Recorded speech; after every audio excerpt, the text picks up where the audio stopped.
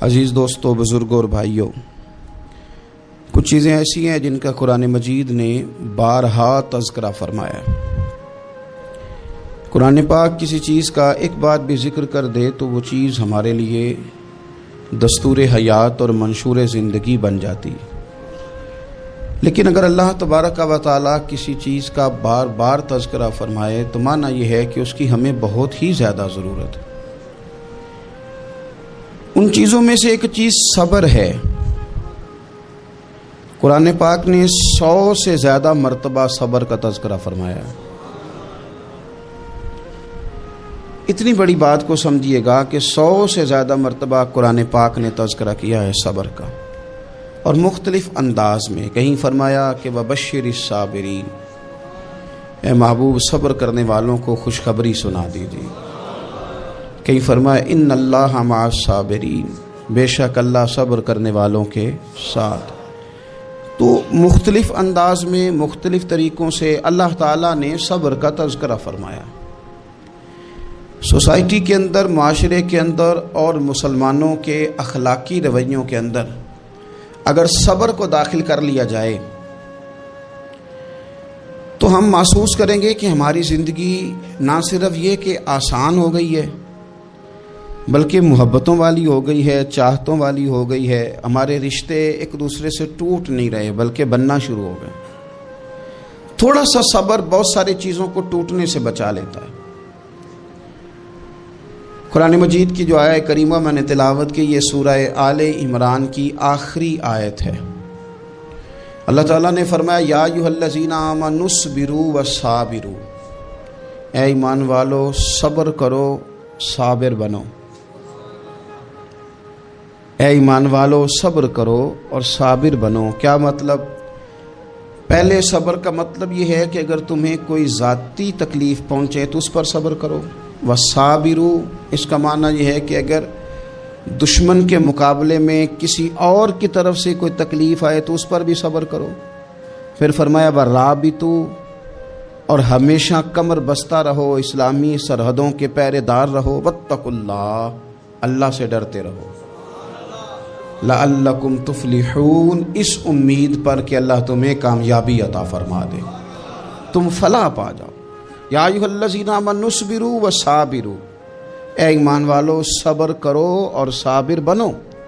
صبر کرو، صابر رہو، یعنی جو ذاتی تکلیف آئے اس پر بھی صبر کرو۔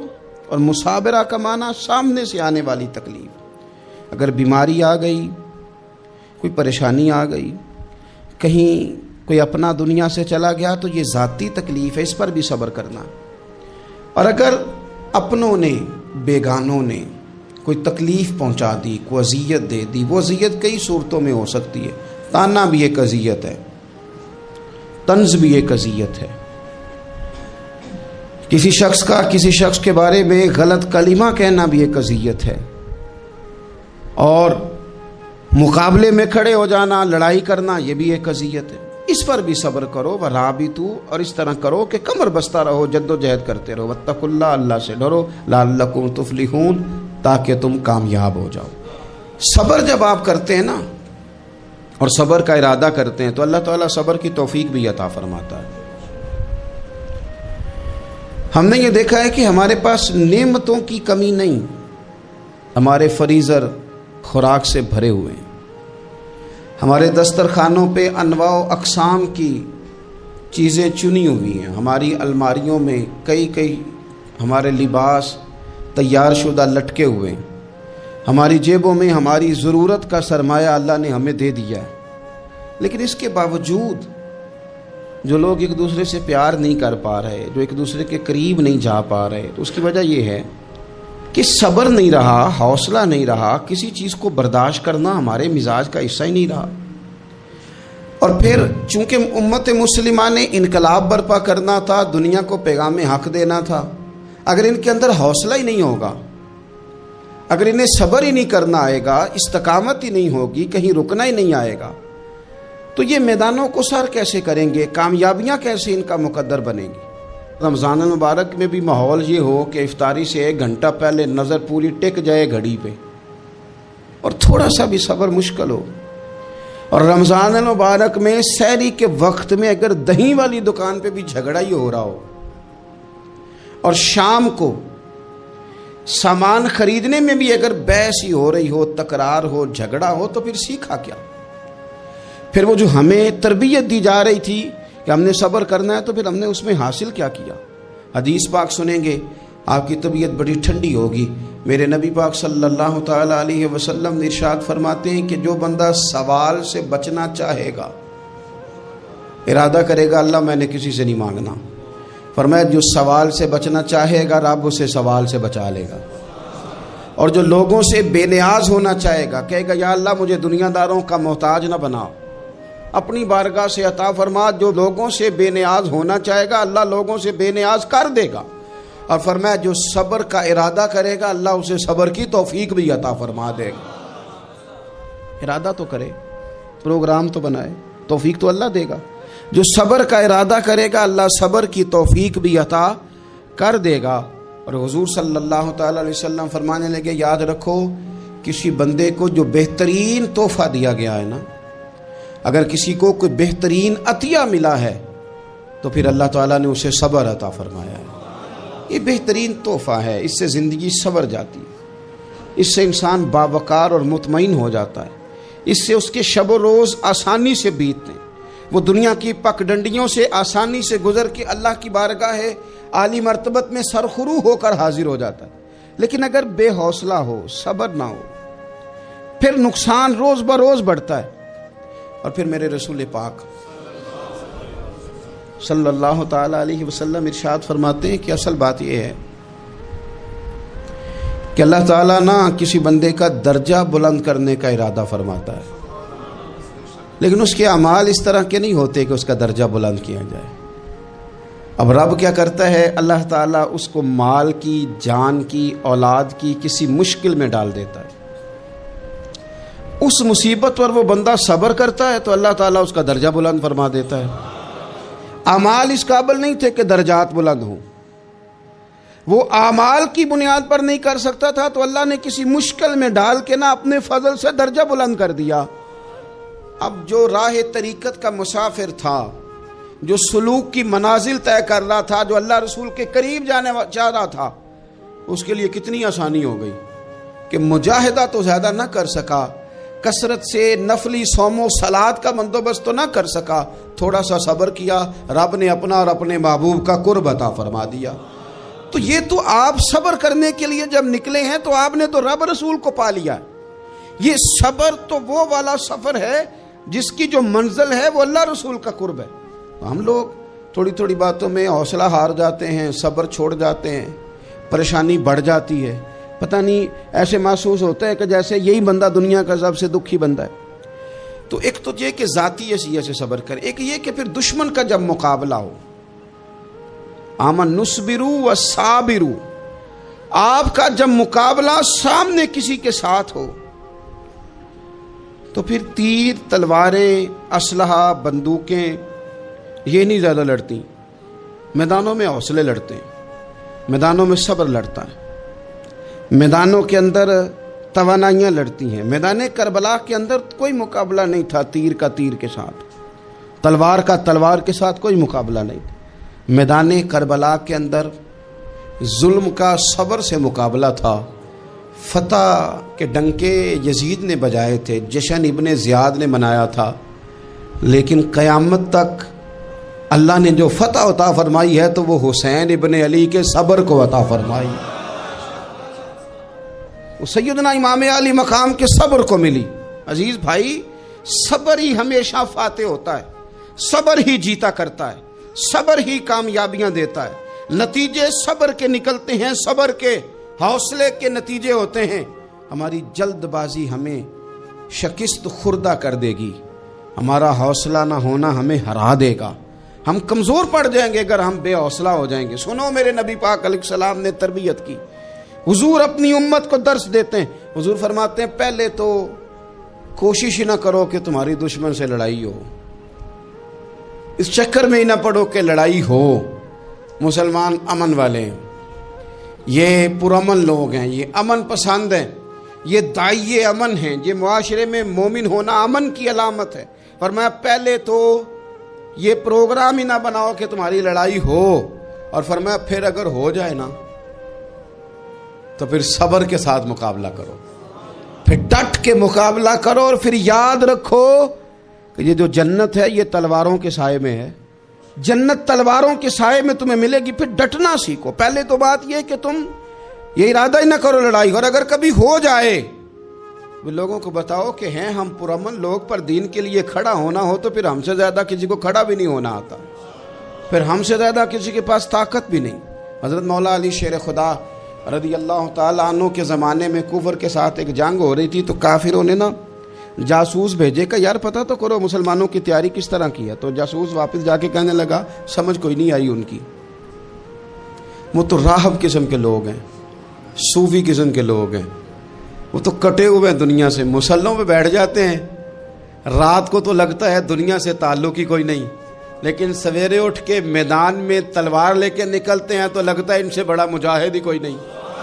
یہ عجیب لوگ ہیں کہ رات کو مسلح پہ بیٹھے تو لگتا ہے کٹ گئے دنیا، یہ صوفی لوگ ہیں، درویش ہیں۔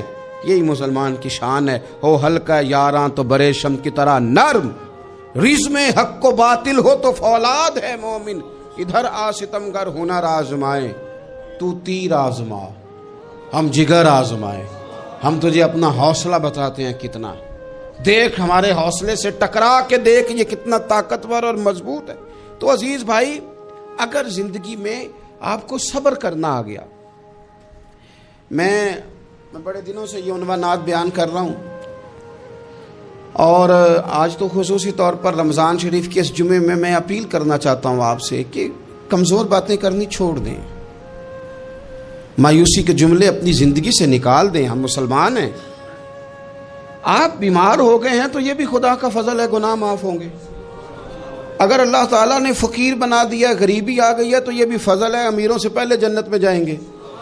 اگر اللہ تبارک و تعالیٰ نے کسی جگہ آپ کو مکان نہیں دیا اور دوسرے کو دے دیا ہے تو آپ وہ لوگ ہیں جو عظیم سنت ادا کر رہے ہیں سیدنا بلال حبشی کی۔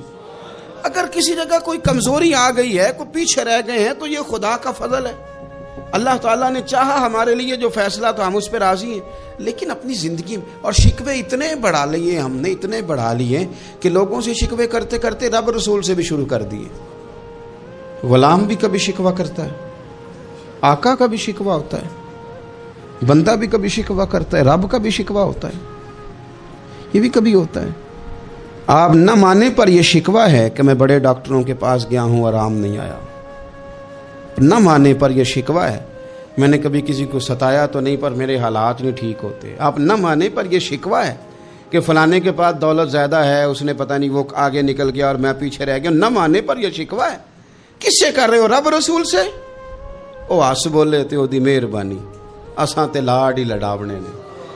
کس سے شکوہ کر رہے ہو؟ خدا کے بندو، غلام غلامی کرتے ہیں تو شکوے کرتے ہیں کوئی؟ حضرت ام سلمہ رضی اللہ تعالیٰ عنہ، شوہر کا نام ہے ابو سلمہ، بیٹے کا نام ہے سلمہ، کہتی ہیں میں، میرا شوہر، میرا بیٹا، تینوں، چھوٹا بیٹا میرا، ہم نکلے مکہ مکرمہ سے مدینہ طیبہ جانے کے لیے۔ ایک کی بیٹا ہے، خاندان جمع ہے، شوہر کی گود میں بیٹا، اونٹ کے پیچھے میں۔ فرماتی ہیں مدینے کی سرحد آ گئی تو میرے میکے والے آ گئے، کہنے لگے ابو سلمہ نہیں لے جانے دیں گے مدینے اپنی بیٹی کو۔ میں نے کہا میں مسلمان ہوں، میں تو اپنے شوہر کے ساتھ مدینے جاؤں گی۔ انہوں نے کہا نہیں جا سکتے، تو نے جانا ہے تو جا، ہماری بیٹی نہیں جائے گی۔ زبردستی مجھ سے انہوں نے مجھے میرے شوہر سے الگ کیا۔ کہتی ہیں پھر میرے شوہر کے قبیلے والے آ گئے، وہ کہنے لگے اگر تم اپنی بیٹی کو نہیں نہ جانے دیتے تو یہ جو ہمارا پوتا ہے یہ ہماری نسل ہے، تمہارا نہیں، اسے ہم نہیں جانے دیں گے۔ وہ بچہ اپنی طرف کھینچتے تھے، میں اپنی طرف کھینچتی تھی، مدینے کی سرحد پہ۔ یہ جھگڑا زمین کے لیے نہیں ہو رہا، مکان کے لیے نہیں ہو رہا، حضور کے مدینے جانے کے لیے ہو رہا، حضور کے مدینے جانے کے لیے ہو رہا، مدینے جانے کے لیے ہو رہا۔ لنگ کئی مہینے تے برس گئے تے تیری دید نو دیدے ہی ترس گئے۔ انہوں نے بچہ کھینچا، میں نے اپنی طرف کھینچا، میرے بچے کا بازو اتر گیا۔ فرماتی ہیں میرے شوہر مدینے چلے گئے، बेटा मेरा मेरे ससुराल वाले ले गए, मुझे मेके वाले ले गए। आज भी कुछ सियाने बंदे कहते हैं इसको निकाल दो और बच्चे छीन लो। उनका भी ख्याल था कि बेटा ले जाएंगे ना तो अबू सलमा भी मदीने से वापस आ जाएगा, ये भी वापस आ जाएगी। और यार इतना बड़ा भी जालिम कोई नहीं होगा जो माँ बाप से बच्चे जुदा करे। फरमाती हैं कि वो ले गए छीन के, मैं मेके चली गई। लोग रोटी खाते थे, मेरे हलक से नहीं गुजरती थी। ज़माना सोया करता था, मैं सो नहीं पाती थी। बेटा कहाँ, शौहर कहाँ, मैं कहाँ। उम्मे सलमा कितनी देर तकलीफ़ काटी। जनाब उम्मे सलमा कहने लगी लोगों 1-2 दिन नहीं पूरा साल बीत गया, पूरा साल। पर जे सोना ही मेरे दुख विच राजी, जे सोना ही मारो मारो मैनू मार मुकाओ, मैं कोई उज़र ना पेश ले आवा, और जे सोना ही मेरे दुख विच राजी, फिर सुख नू चुल्हे डावा।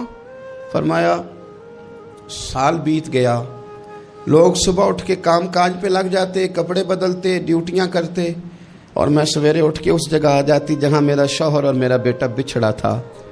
मैं सारा दिन रोती, आहुजारी करती, हुजूर के मदीने की तरफ मुंह करके मैं तड़पती।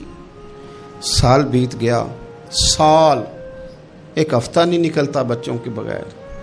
बड़े बड़े सियाने लोग परदेश जाते हैं तो बच्चों की फ़ोटो देख देख के रोते हैं, लेकिन कहती है माँ थी, बेटा बिछड़ा और फिर बेटा बीमार हो और माँ से जुदा हो, कितनी तकलीफ़ का मंजर है।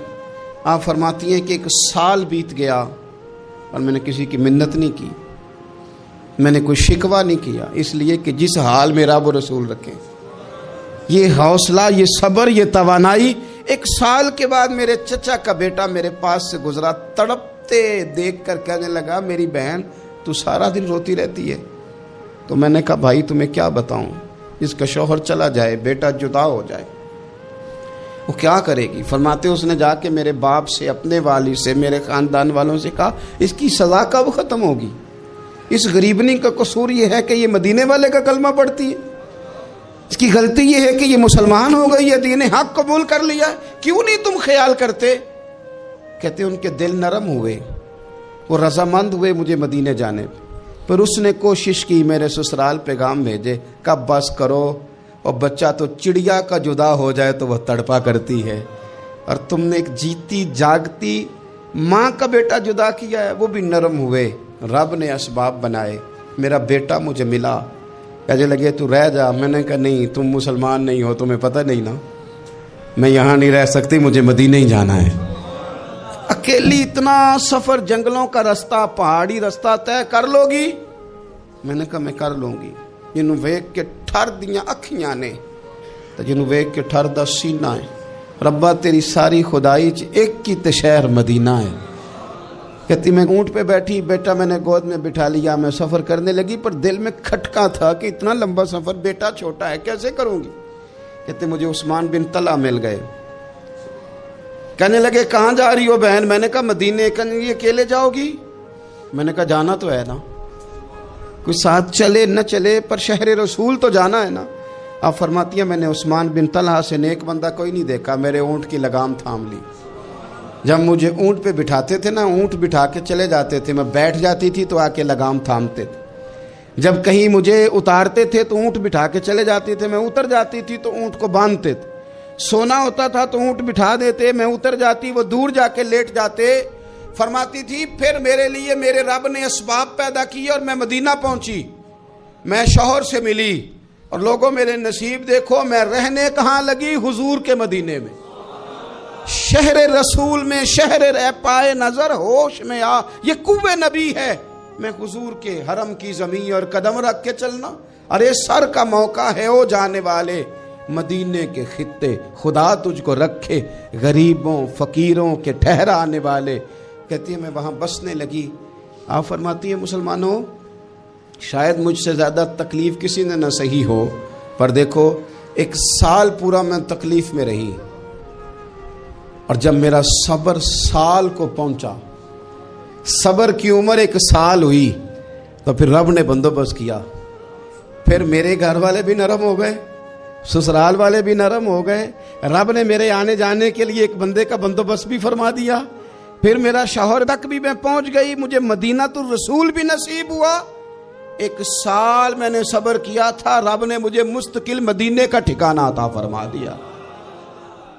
لیکن جو بندہ صبر ہی نہ کر پائے, جو صبر ہی نہ, جو کہ جی بڑی دور سے آیا ہوں, بڑی دیر ہو گئی, بڑا ٹائم ہو گیا, کب جا کے مسئلہ حل ہوگا, وہ جو آپ نے بتایا تھا وہ تعویذ کب اثر کرے گا, وہ دعا کب قبول ہوگی, وہ فلانا معاملہ کب, بھئی یہ ڈیٹ تو آپ کو رب رسول ہی دے سکتے ہیں. بندہ تو کوئی اطلاع ہی دے گا, پیغام ہی دے گا, دعا ہی کرے گا.